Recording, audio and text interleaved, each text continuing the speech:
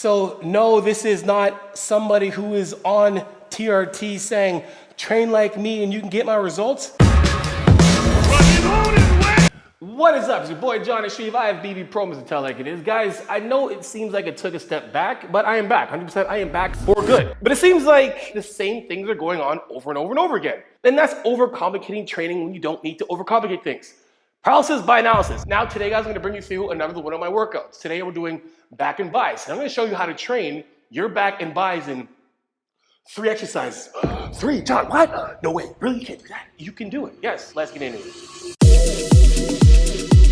When we are training back, there's some things we need to understand how to make your back that much more efficient. And when it comes down to it, it's really understanding how to keep your shoulders depressed or down or without this happening every time you do a pull-up. Everyone's done this before. The shrugs where you're rolling your shoulders. Our traps are elevating our shoulder blades. They are pulling our shoulder blades back by pinching, and they're also pulling shoulder blades down by depressing. Now, the on the way up, we don't want, because that's what happens when we do pull-ups. And we get my traps in my neck. In order for us to get a great stretch from here, we need to be able to engage the mid to lower traps to depress the shoulders, right? You see the difference between this and this? Is the same as me doing this and this. So when I'm doing a pull-up, I'm essentially doing a back double bicep, basically. I don't want you to pinch them. I just want you to do back, away, and just down.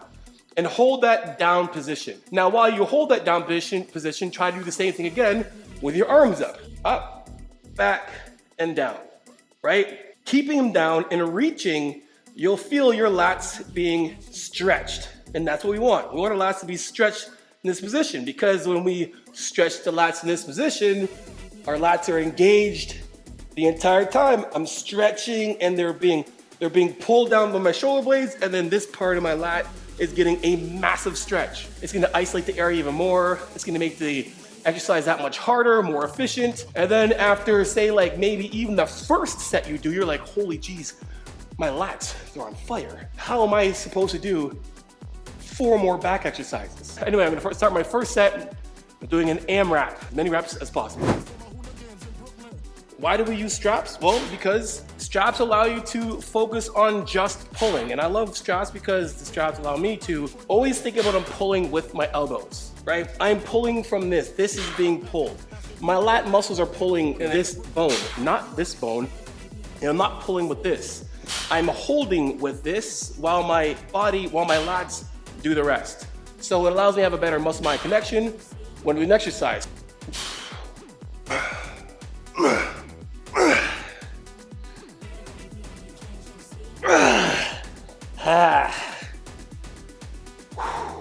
We're gonna rest. We're gonna rest the required time, about 2 minutes. I'm gonna do it again. Now, the reason why I'm keeping that tempo is because it gives me a better idea of what failure is gonna look like on each set. If I continue that tempo with that form, I know when I'm getting to failure. Now, a couple things too when you're watching me. When I pull myself up, I'm not doing this thing here at the top when you lift. And that's fine, a lot of people do that.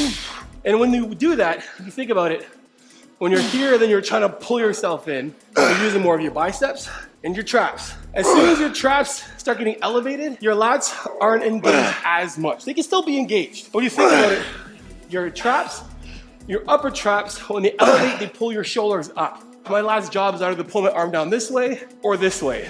So it's important that when you get to the end, I'm always looking where I'm going and pulling myself up. So when I fail, I'm failing like this. I'm feeling like I'm about to do a back double bicep. Anyway, last set. Next exercise, guys, we have a pull. Now, what did we just do? We kicked the shit out of the lats. My traps were not doing any of this. We were not protracting or retracting. We were just stabilizing the shoulder blades and letting the lats just get beat the hell up. Now we're gonna continue with beating up the lats, but now we're gonna add in some traps and rhomboids as well too. Okay, so I'm gonna do that. Right now, guys, I've already trained my trap, I trained my lats, right? And my lats are gonna continue to get trained. Whether I'm doing shoulder abduction this way or doing shoulder extension like this, I'm working my lats. When I'm doing a high pull, I'm still working my lats. Now, if I want to work my traps, because we want to make sure that, especially when it comes to those who are bodybuilding, they want to fill in their back as well too, there's 2 ways we can train our back, including our traps. And they're virtually going to be somewhat the same thing, but with some slight differences. Number 1, we can do a horizontal row. We can get on a machine like this, chest support, and we can row. Or we can get on a chest supported T-bar and we can row. The biggest difference, or the main difference, is gonna be basically how gravity is being used for each machine. What's the line of force, the vector force, the line of pull, whatever you wanna call it. How is that going to challenge the traps? Because that's what's gonna happen mostly. Now, you can do a horizontal row or a bent over row without chest support. How do you do that? Well, easily you can do a T-bar row traditionally with your landmine, or you can do a seated cable row with any of your machines without chest support. The only difference from that is gonna be more back support, or I would say more back assistance with leverage when it comes to your lower back. Making sure your back can stay in this position while you're rowing or doing a seated row is gonna be your main difference. Your erectors are gonna work a little bit more. Some things you wanna do to make sure that we're getting our lats engaged, because a lot of times we can turn these into almost a trap and delt only thing. A trap and delt only workout. How to do that? Simple. If I'm doing a T-bar row and I'm grabbing even out here or even here and I pull high, or my elbows flare out, the more my elbows flare out, the more my delts are being used. Or if I grab here and I pull high.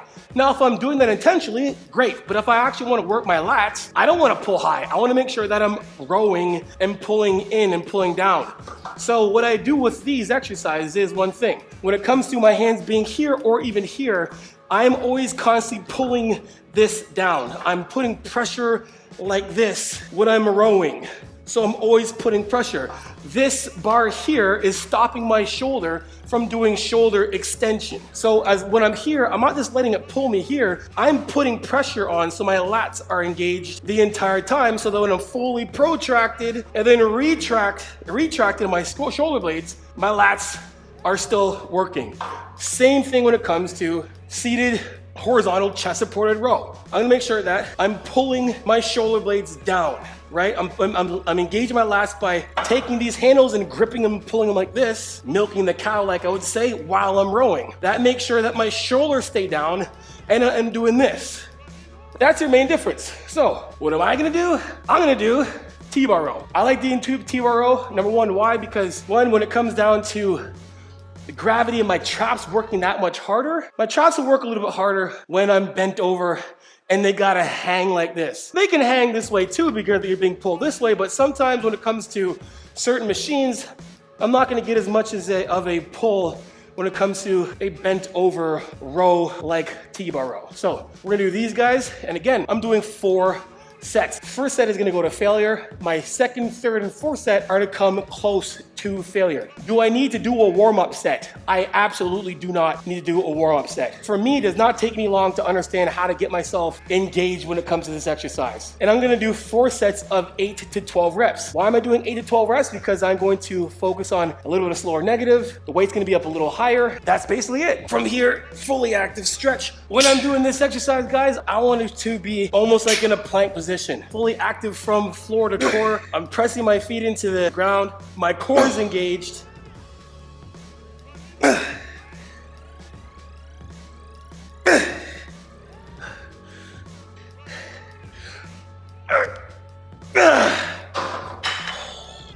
we're doing a T-bar row, it's completely fine for you to have movement. Like again, I'm protracting, let my traps get stretched, and then I'm retracting. Everything's coming up, rowing to here. Now you can see I'm up here slightly. That's fine. This isn't.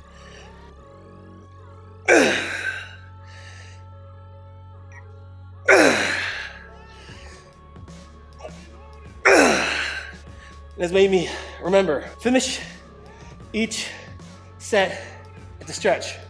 Don't get down to here and then just be like, here, then just put it away. Get to here, lower it, get the stretch, and then if you got it, put it away, put it away. But don't lose that last little part of the rep. All right, so basically we're doing bicep curls from cables down here, like this, just bending here, right? We're gonna do this. We're gonna do a set to failure, right? We're not gonna do a whole bunch of this. We're just gonna do one to set to failure. We're gonna drop it. We're gonna like 30 seconds, and we're gonna pick this guy up here. We're gonna do bicep curls like this, and we're gonna do this, a set to failure. With no cheating, etc., etc., etc. Then we're gonna come into 1 to 2 reps and failure. From each exercise, we're gonna only do 3 sets. We're supersetting this. Now, do you have to superset this? Nope, you do not at all. If you want to, you can do 3 sets of low pulley bicep curls, right? And then go into doing 3 sets of easy bar curls, or vice versa. You don't have to superset this at all. I'm doing it because for me, I'm just gonna increase, tension and get my biceps trained, done and over with. They're gonna get taxed to hell out.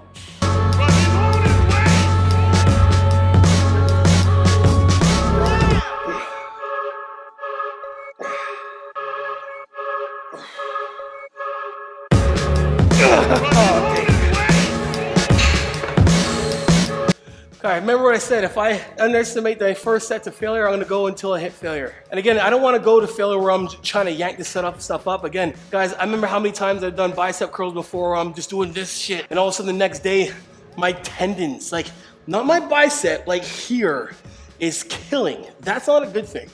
When you train biceps and this part hurts, it's not a good thing. If you're sore in the bicep, cool. But if you can't bend your arm, overuse.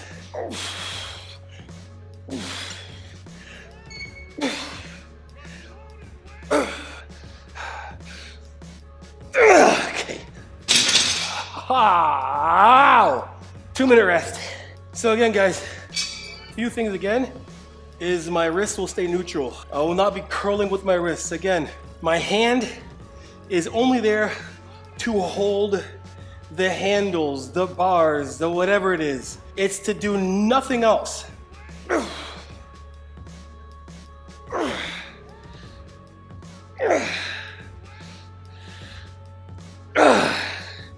That's 9 reps.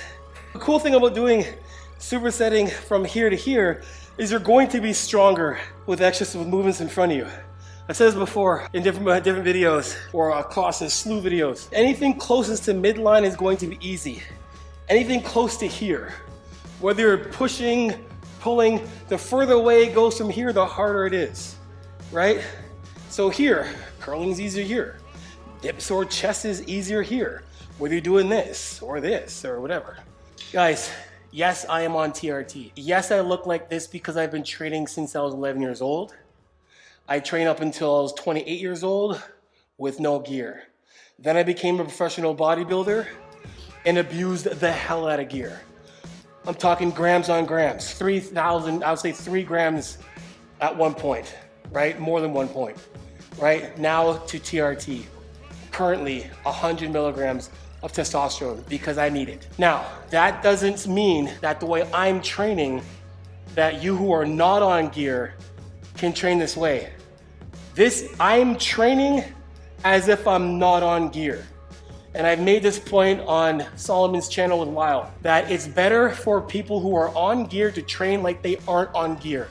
Meaning, it's training as hard as you can, but pulling back when you need to make sure that we are not damaging muscle, that we're just breaking it down in order for it to be built back up. Even when you're on steroids, it does allow you psychologically to push levels that you can't when you're natural. And that can mask itself into you being in a place where you are damaging muscle. And I will 100% say that I have done that over the years. I can confidently say that I probably could have grown a little more if I didn't abuse gear as much as I did and didn't abuse my body as much as I did. So when I train, I'm training as if I'm not on gear. I would not say, hey guys, you can train 2 exercises and make a bunch of gains. Understand what I said. You can train 2 exercises, but the first exercise we did was 4 sets of as many reps as you can. That's fatiguing the muscle completely. And then going into another exercise, we were training the first set to failure and then going to 1 to 2 reps from failure from those exercises. Guys, we did 8 sets. And now we're doing basically 6 hard sets for biceps. So no, this is not somebody who is on TRT saying, train like me and you can get my results.